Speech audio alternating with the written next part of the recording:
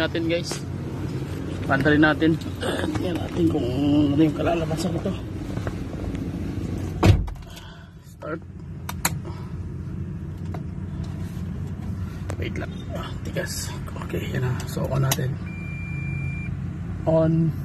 Start.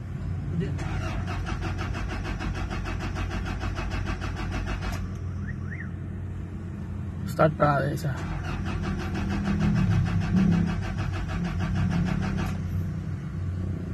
Wala. Last.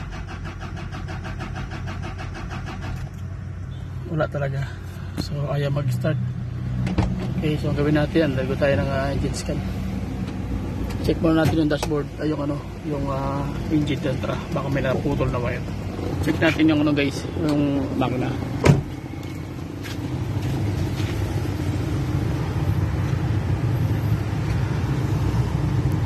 Okay, so tingnan natin yung ano nito, yung common rail, kung meron ba siyang ano, meron ba siyang pressure.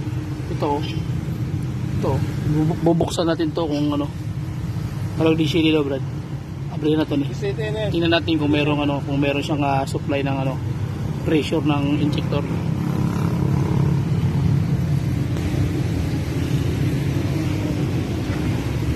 Leaking na pala yung ano nito yung turbo, leaking na yung turbo.